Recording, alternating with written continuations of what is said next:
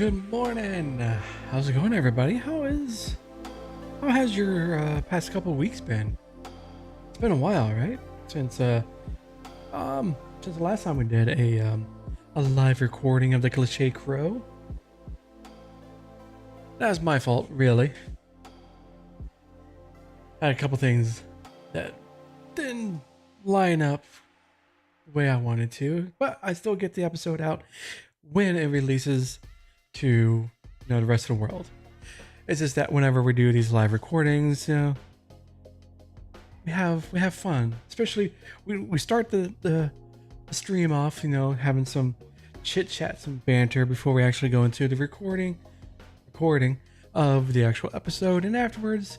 And if you have any questions, comments, or whatever else, we usually do those at the end. So yeah. So yes, I am coming to you live from Glimish, YouTube, Twitch, and our Owncast server as well. Yeah, we did all about Owncast. I think not Cliched Crow. It was more of the Indie Creator Hub a couple weeks ago. Kind of like a primer of what Owncast is and all that goodness. So that was fun. We're actually going to talk a lot about something else entirely. It has to do with a live streaming service. It's the Kick Network. Excuse me. But we do have a stream set up for tomorrow to talk about the monetization options that are available to you if you want to stream on Trovo. There's a few options, so that's what we're going to talk about tomorrow. That's more of a I like to do those every week, to do kind of like a talk about a certain subject, and then take that subject, extract it from the live stream, make it look pretty, and post it as its own video over on the YouTube. So let me go ahead and get the housekeeping out of the way. I have made a Discord server, so if you are more comfortable with the Discord platform as a whole, we do have an option available to everyone. That is our Discord server. It's the Indie Creator Hub over on Discord. I do have the link here. Actually, it's over here.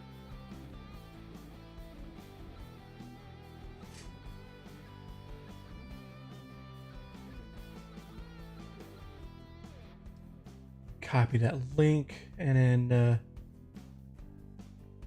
paste it in all the chats.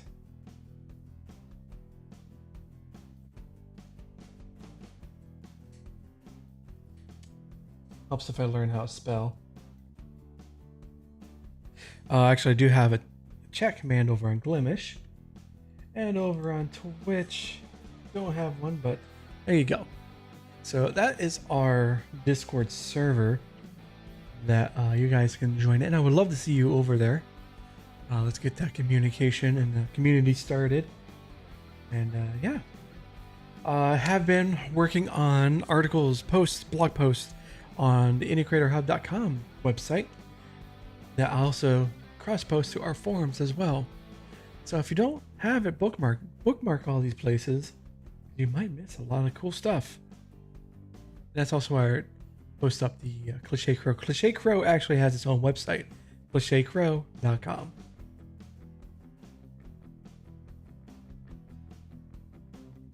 Alrighty. So I'm wondering how many people actually use Kick on a regular basis, I should say. I've been personally using it myself on my gaming side of things, the two-tone waffle side. It's not bad. It's just, it's another service that is very similar to Twitch. It just has a reputation about it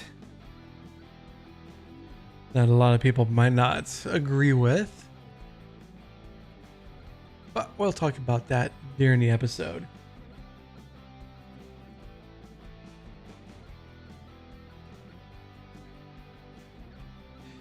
All right, I guess we'll go ahead and let's get this started. I'll go ahead and bring down the music, and we can go from there.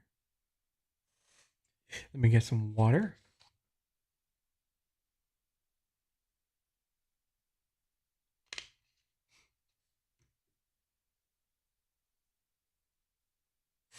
All right, here we go. Mark, episode 7, Cliche Crow, kicking it up. Mark. Welcome to another episode of the Cliche Crow podcast. This is actually episode number 7, and most podcasts really don't get to this level, this numbers of episodes before they call it quits and just die off. But we made it. We got to number 7. It only goes uphill from here, right? Right. So we got an interesting topic to talk about tonight. It actually involves a new service, relatively new within the past couple months. It's called Kick. Now, if you've been living underneath a rock or you haven't really been catching up on the actual live streaming world as it was, Kick is an alternative to the likes of Twitch, but there is a lot of controversy around the actual platform Kick as a whole.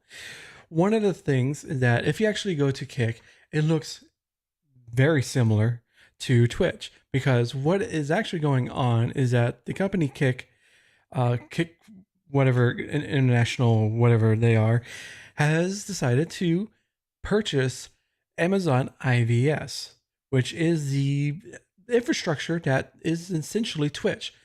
The reason why Amazon back in the day, many years ago, bought Twitch for almost $1 billion was not for, the streamers on it or any other names or anything like that, but it's actually the infrastructure that powered the platform at the time platform of Twitch. So Amazon brought that in and said, hey, we can do this and we can actually sell it for, conferences and large businesses that want to do a get together that from their employees can come together and do like a digital conference or anything like that, or people or other companies that want to provide a live streaming service in order for people to watch their content on whatever thing that they wanted to do. The thing is that Kick decided to go this route. For some reason, they decided to do that because I guess it would be cheaper to do this route instead of creating their own infrastructure, which I can see the I wouldn't call it genius behind it, but the actual business decision that they decided to go this route would be a much cheaper option than, like I said, building their own infrastructure. Now, the problem with Kick is that the majority of it, actually all of it, is founded and funded by stake.com, which, if you don't know, stake.com is an online crypto gambling website that had been in the limelight about, just a year or two ago, where many streamers were getting these massive deals to do gambling streams on their live stream, which in of itself is not really a big deal because we're all adults here. You can go to Vegas or you can go to Atlantic City or any other casino that's within the world and, gamble your money away. It's totally up to you. I think what was causing a big controversy was that it was on Twitch. And for some odd reason, a lot of people see Twitch as a place that many kids go to. Yes, most of the viewers are in the 13 to, let's say, 25 range. But the problem is that they're treating Twitch as like this place that only gears towards kids, which is not the case at all. It's mostly geared to young adults. Now, I know the problem is with gambling addiction is a huge issue and something that is should be taken care of. There should be programs. There are programs out there to help people that are addicted to gambling. And they treated these live streamers that were pushing out these gambling streams as something harmful. Well, I'm on the mindset that there is two ways to look at it. There wasn't really any problem with it, and the way that was handled was, yes, a little sketchy, but was legal at the time. But the problem was that Stake.com as a company was not uh, in the US, so they had no jurisdiction or no restrictions placed on it as many other places do for online gambling. There's, what is it? Duel, there's FanDuel. There's some other ones that are very huge in the sports betting market. You see them all the time if you watch football games or baseball or anything like that. As long as there's going to be a way that people can make money through gambling, they're going to do whatever they can to get that money. So the problem was that a lot of people saw Kick.com being funded by what's his name, Eddie from Stake.com. So they put two and two together. It's like, oh, your funding is from here. And not only that, you also had Trainwrecks TV it still is a live streamer on Twitch.com or Twitch.tv that was one of the bigger channels promoting gambling on his particular streams, or actually on pretty much all of his channel. But the thing is that people decided, oh, it's a direct copy. It's a direct ripoff of Twitch. It's already got two strikes against it. And the thing is that it's not. Well, let me go back. They're saying, oh, from the Twitch leaks last year or the year before that, they got the source code. That's why it looks so much like Twitch. Twitch should sue. No, calm yourself. Twitch, I'm sorry, but Amazon offers Amazon IVS, which, like I said, is the infrastructure that Twitch runs on. So if you purchase an Amazon IVS account or you make one and get started, you are essentially making your own version of a Twitch. Yes, they change the color and they have a couple different things, but it is essentially the infrastructure that Twitch is running off of. So that argument I kind of put out there that it's like, no, it's not a ripoff. It's only a ripoff in the name or what it's trying to do. But the thing is, it's a competitor to Twitch. Now, the thing is, when you got all this stuff coming in, they were kind of pushing their uh, themselves out as, not as a Wild West, but freedom of speech. Anything can go, up to a certain point.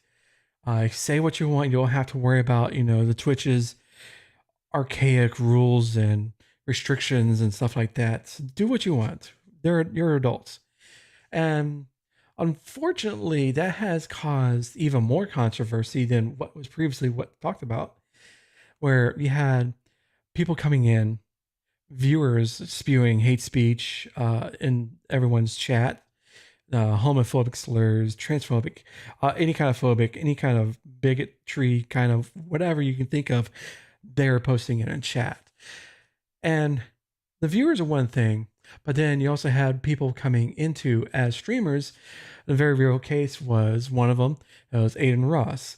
He is actually banned on Twitch for a lot of the stuff that he's been saying on live streams against, certain ethnic groups, transgenders, saying, wanting to see them dead or anything like that. So I'm not really going to get into specifics, but he has put out a persona of, he wants to be so much more like Andrew Tate, which is a very misogynistic crap of a human. So he is becoming another version of crap, to put it lightly.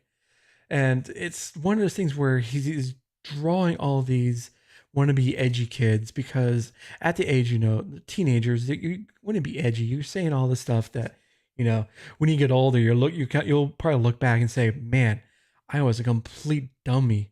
Or what was I even thinking about? Holy crap. That's why I didn't have any friends back then.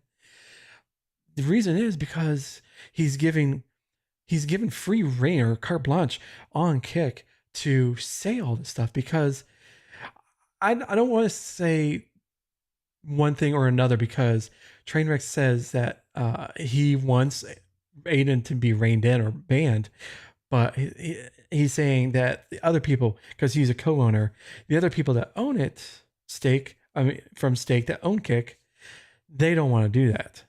So it's kind of like, where do you think the truth lies? It's kind of like, I don't believe anything that you say. I don't believe anything that they say. So it's kind of like you have to kind of make up your own mind. Now, a lot of people are saying, just because that's strike three, so you have a lot of strikes already against this service, and the only time people are coming into it is because they're offering a sub split of 95.5. You get 95% of the subs. That when people sub to you, you get 95% of it, and Kick takes 25% cut. And many people are climbing onto that ideal. It's like, I can get. I'm a streamer on Twitch. I'm getting only half of my sub. If I go to Kick and I can get a couple of my people to come over and sub to me on Kick, I get at least 95% of that. That'd be awesome. It's because of that mentality of just focusing on the subs and the tips and I'm not saying tips, but bits mentality, because Twitch has cultivated this kind of trained action that viewers are more inclined to use first party services, like subbing, tips, because you can tip via the Twitch as well, and the bit system as well. So they kind of had that cultivation of giving them money through the service, the website, as without going anywhere else. So already these Twitch streamers had that mindset. If I can bring at least 10% or maybe 20% of my viewers, I can cover the loss I would normally get from Twitch. I can cover with half or 20% of the people that come through sub to me or gifting subs. So it's just that mentality that they can't really think about retraining their viewers to tip or use some other service, because there's Streamloots, there's Patreon, there's Ko-fi, there's many other different platforms that are available and services that are available that you can kind of retrain your viewers to not sub to you on Twitch, but go to a third party and say, I get more money through Streamloots. I get 80% of the sub, that if you sub to me on Streamloots, I will get 80% of it. Let's do that. Yes, you'll get ads on Twitch, unfortunately. You won't get the cool emotes, but actually if you use Streamloots, you can put emotes on there that your subscribers can use. Now, the problem is that Twitch is more focusing on ads and serving ads to your viewers when you're on Twitch. And that is kind of like they're kind of trapped between a rock and a hard place. I have to look at it as a business standpoint that they, as a company, they want to make as much money as possible. But the problem is that their mindset of Twitch ads is likened to the not cable TV. Well, let's just say the TV thinking of producing ads on a channel. The only problem is on ads on TV and your TV shows and movies and stuff is that when an ad break occurs, the content pauses. And then after the ad break ends, your content resumes from where you just left off. But the problem is on Twitch is that the ad break starts, the content does not stop. It continues on. So if you're sitting there for 3 minutes of ads, you're missing out 3 minutes of actual content that is being performed behind the ad wall until, the 3 minutes is up, and then you get back into it and you're like, what did I miss? Or you say, okay, fine, here's a sub, here's your $2.50. Or another option, buy Twitch or subscribe to Twitch Turbo, which is $9 a month, and it's ad-free Twitch. The good thing is that if you go on Twitch Turbo, yes, you're not getting ads on any channel, But the streamers themselves, the live streamers, they are getting the revenue. I mean, pennies on a dollar as it is of ad money that these viewers that have Twitch Turbo activated would be, and essentially as if they watch the ad, but they don't have to. So there's kind of like a good thing about it with the bad. But Twitch, like I said, is stuck between a rock and a hard place where they have to do all. That's the only thing they can think of is pushing more ads. And in fact, I just saw a tweet that they're going to start doing experimentation with on stream ads with the streamer doing ad reads. So let's say if you're watching like your favorite streamer on Twitch, and all of a sudden they start going, H2O. It's a great thing. I like the company H2O, and I drink H2O every day. That's an ad read. If you listen to podcasts, you'll more than likely have heard an ad read or an ad break from like, Manscaped, Squarespace, the likes of what you normally would hear all over through the podcast, stuff like that. So that's just one of the things that Twitch is just compounding on. The thing is, play more ads, you get more money.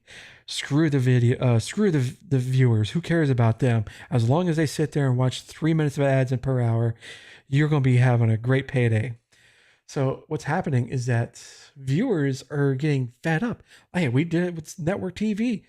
We went to cable TV, and then of course cable TV started doing with ads, and we started going to like Netflix and Hulu and stuff like that when they started coming up, because ads push viewers out. You annoy your viewers so much that they are willing to go to another place in order to watch the content that they enjoy without the interruptions of ads. That's a big problem that Twitch is facing and compounding on. So that's no duh. I couldn't think of another word to say it, but no duh that these live streamers are getting the wide-eyed look and say, oh, 95.5 and there's no ads over on Kick. Let me go do that. Or at least, if they're partners, I can do 1 or 2 days over there and maybe 1 day over on Twitch. It's because just to, say, hey, this is my contract. I'm tied to Twitch and I can do this over here on Kick. But the thing is that you have to look at Kick with all of the bad that is going on with it, the bad reputation it has. It's kind of like if your daughter brings home like the punk bad boy, and it's like, no, you're not dating my daughter, kind of thing. But the thing is that you have to look at it is that it is a service. Yes, there is a lot going on that it kind of is sketchy, but it is another service. It's a competition to Twitch. Amazon can care less about Kick. In fact, they want Kick because Kick is paying for IVS service, which Twitch owns. So Amazon is double dipping.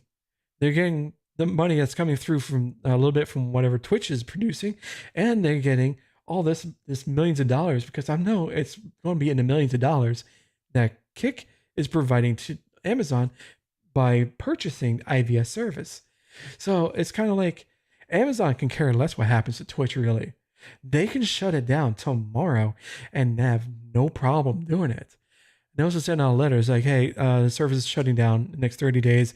If you want your content, go ahead, download it. But yeah, this experiment is kaput. So as long as they're getting money, they can care less where that money is coming from. If it's coming from crypto gambling from stake.com, they can care less. Because they were getting the money where it was a couple many streamers on Twitch were doing it. They were still getting the money because they were getting the sub revenue from those live streamers. So the money was coming from stake one way or the other. It doesn't matter if it was coming from within Twitch or from outside of Twitch. Amazon loves the money. That's all they care about. And I don't know why why a lot of these large streamers are spouting off It's shady. They're going to steal your content or do whatever you want with your content, do all this stuff. Basically, spreading a lot of misinformation. Now, my personal opinion is that yes, there is an issue with Kick that they need to deal with like now. Unfortunately, they're still not doing a lot to take care of what is happening on their platform. Yes, they're slowly coming to the light. Let's say where if you really wanted to take a trip down that rabbit hole, go to Kick, uh, browse, and then go into clip section. You'll see some stuff in there that was like, oof, oof. This shouldn't be here. It should be on other platforms that are geared more towards this kind of content. But they are working very hard on taking care of that. A big thing is that they've had a terms of service and they have a privacy policy that is there. All you gotta do is scroll to the bottom, like you can on Twitch. It's there at the bottom. So again, that's another arrow in the quiver of these large streamers or creators saying, no, this doesn't happen, or this is not available on this platform. Excuse me. So there is moments that you can see that Kick is trying to do good. It's just taking a while. I reported a lot of like the stuff that could have been on a different platform, but the issue is with reporting, there is no way to do it within the actual site itself, like you can on any other place. You know, you click your three dots or a hamburger menu, hit report, type in what you're reporting, and send it off. You have to use an email. You have to do support at kick.com and whatever you're reporting, and then send it off to that avenue. And they said that they're highly motivated and working on that, but I have not seen that in the past week. The only thing that they have done is release their iOS app and their Android app. And those are big things that they were pushing. So I want to see them try to focus on making kick.com as more of a, I shouldn't say a safe place, but a better place that has a rule set that people should follow.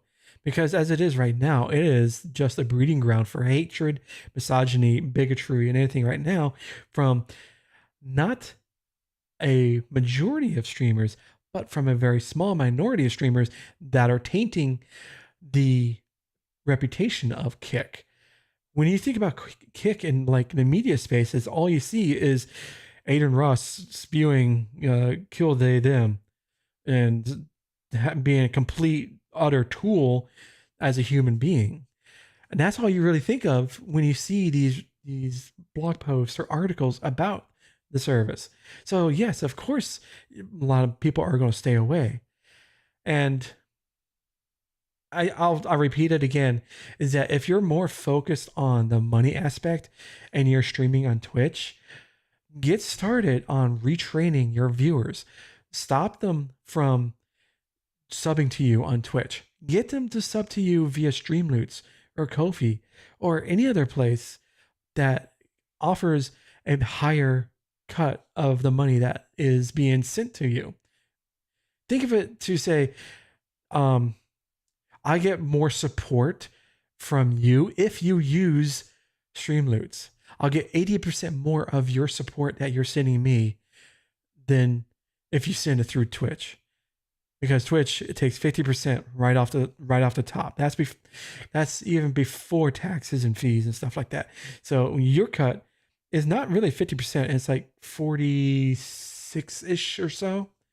So that's the thing. The takeaway, if you look at anything else, the takeaway is start retraining your viewers on using off Twitch services. Because that is the only way you can really stick it to Twitch and say, give us 70-30. Give us something better than 50-50.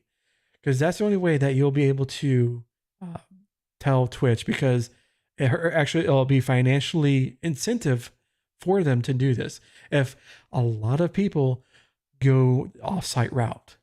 But as it is right now, the giving culture on Twitch is 50-50, and I'm okay with it.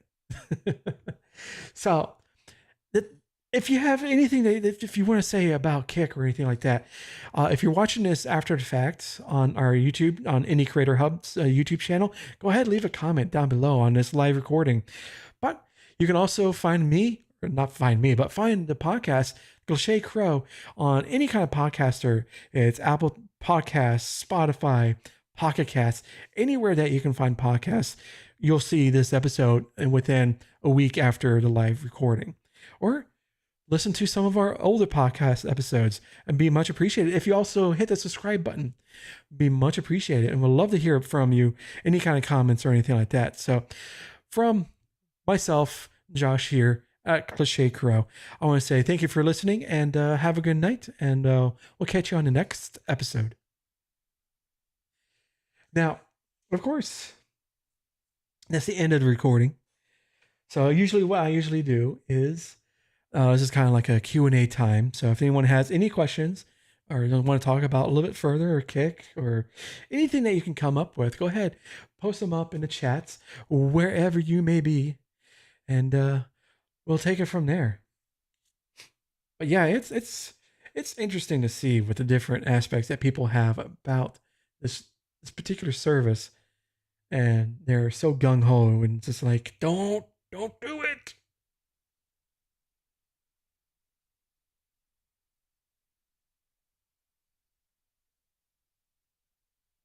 Also bring up the music back too.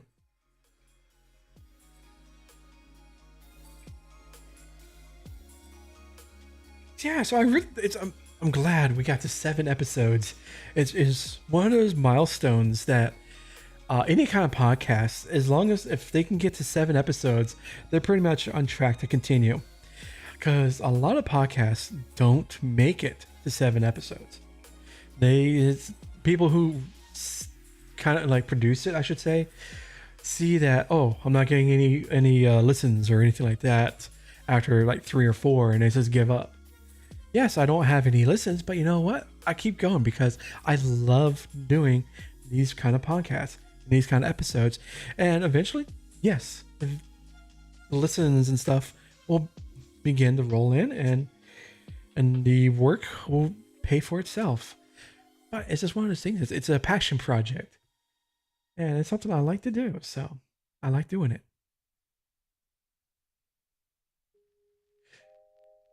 And also, I have in the Discord. No, do I have it in the Discord? No, I do not.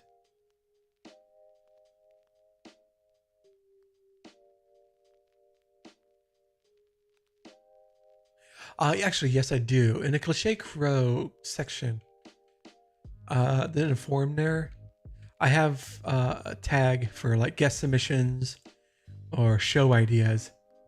So if you have any ideas that you would like to see covered, let me know by going to our Discord. I know because I still do a lot of stuff for Gilded, but I decided, let's go ahead, open up a Discord server, and so that people that are more comfortable with the Discord ecosystem, as it were. They already have a lot of their friends, other servers that they're part of are within the Discord ecosystem. So I was like, okay, let's go to where the potential audience is. And that's why I decided to open up server on Discord. Excuse me.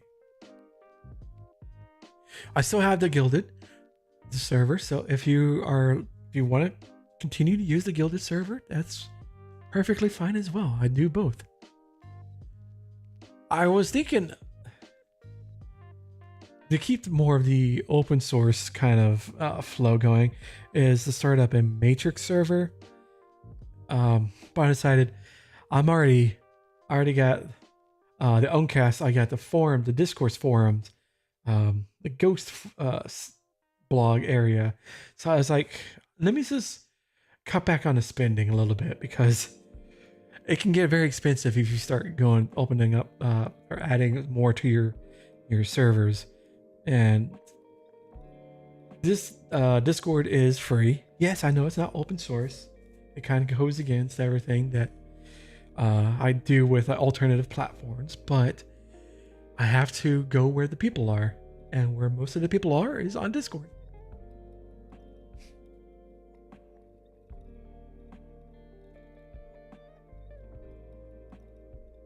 So yeah, I got the everything set up. I got the there's a server guide. It's Discord just started doing that recently.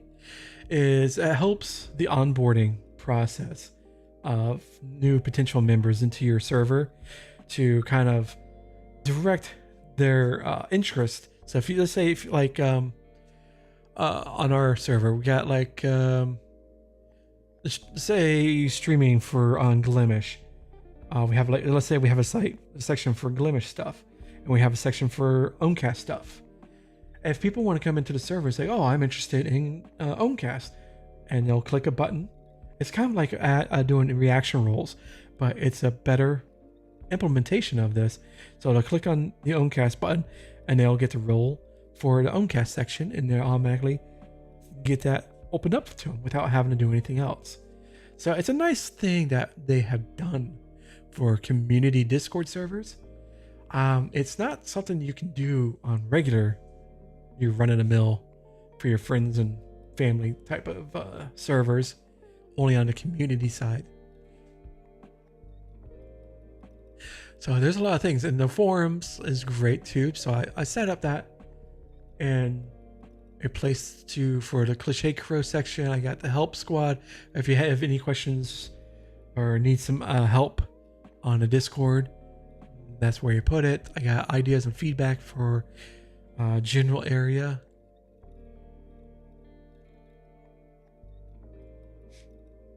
I got the streaming chat, community talk, resources sharing area. So I got it all. I don't want to have too much starting out because I used to do a lot of forum stuff, and you don't want to open up a forum with like 30 or 40 different sections. Just have a few, maybe 8, maybe at the most 10, and let your people that when they start coming in, your members, dictate what section that you can open up next or should start next. If you have a lot of conversations going on in a general area about Glimish and you don't have a Glimish section, okay, that's a perfectly good time to say, hey, Glimish stuff goes here in this section of the forum. So that's my thinking for the past decade or so for forum architecture is build it when they need it, not build it and they will come, because most of the times they never do.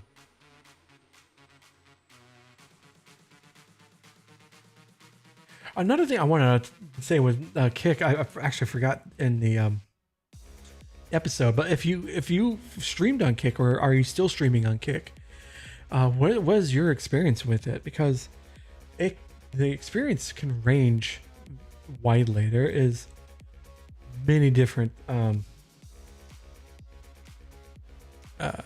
avenues that people have taken with it.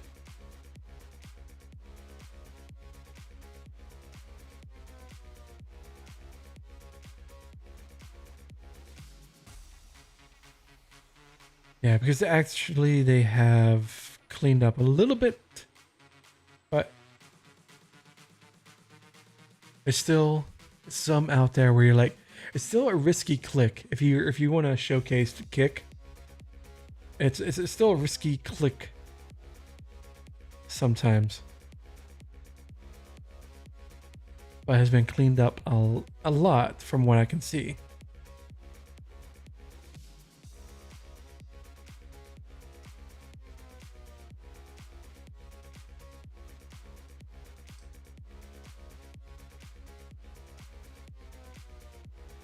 Yeah, just going through it now. It's just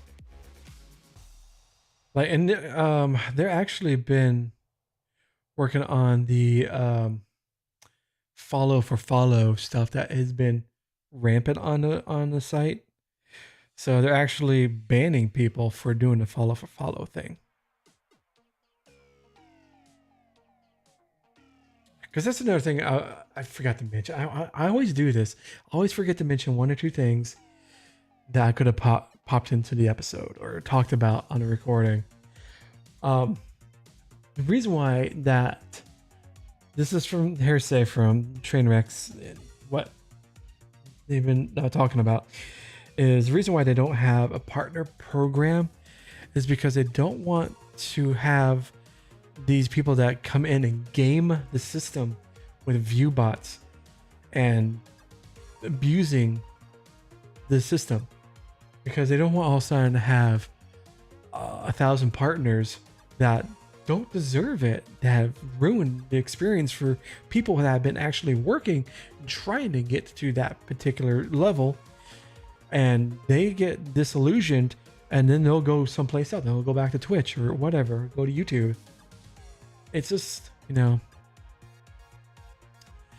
something that I'd be interested to see how the continued growth of Kick continues, because they're going to be continuing to make different changes, and it's just something that I would like to see happen.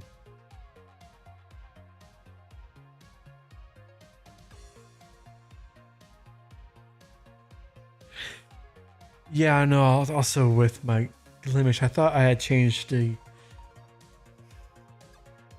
channel name. Sorry. Or not, yeah, the stream title. But it didn't go through. It's okay.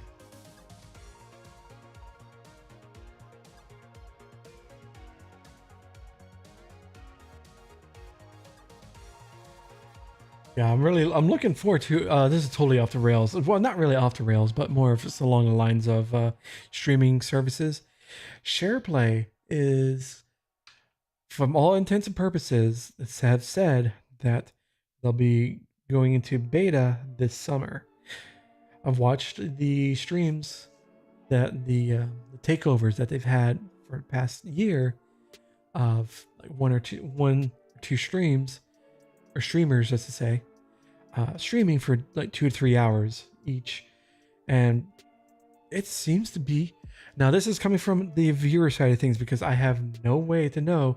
I'm not in part of the actual testing or anything like that. I wish I was. Wish I was able to stream on it. For now, I'll just have to wait till summer like the rest of us plebs. But from the viewer side of things, it looks pretty cool. It looks nice. Excuse me. Chick-fil-A. Oof. It's spicy chicken. But yeah, the SharePlay is going to be interesting. I'm going to be adding it to the mix of places that I stream to.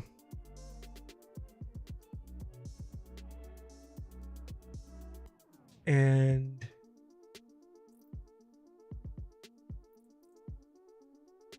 if everything, how everything goes, I'll have to look within the next month or two when summer comes here and SharePlay releases. I'll take a look at different places that I stream to, because right now I go to Owncast, YouTube, Twitch, Glimish, and Kick. So it's like 5 sources that I stream to. So I don't want to go too many places because it makes it that much more difficult to keep track of chats. All right, so if no questions or comments or anything like that has none have rolled in, unfortunately, because no one has did anything. No, I'm not blaming you guys. It's just the nature of the beast. Sometimes it happens, sometimes it doesn't. I'm going to go ahead and start wrapping up the episode, or not episode, but the stream tonight. If you do watch after the fact, just hit the follow button. It'd be much appreciated. Go ahead, hit that follow button. Just do it. It's right there, just below the player. Also, check out the Indie Creator Hub. is a great place to find some resources for alternative platforms like Gilded, Trovo, Glimish, eventually SharePlay, Owncast, and yeah. I'm not gonna put Kick as that because they're not independent, as it were. They're trying to be a big boy. So I don't put Kick in that avenue. So I use the alternative mantra for the smaller guys. So thank you for coming out tonight and enjoying the episode. Again, this episode will be released next Thursday on YouTube, Apple Podcast, Spotify, Pocket Cast, pretty much anywhere and everywhere you can get a podcast. And also, if you go to clichedcrow.com, you can also listen to the episodes, past episodes, new episode, and get the RSS feed from there as well. So without further ado, I'll say good night, and thank you for coming out. Have a good night.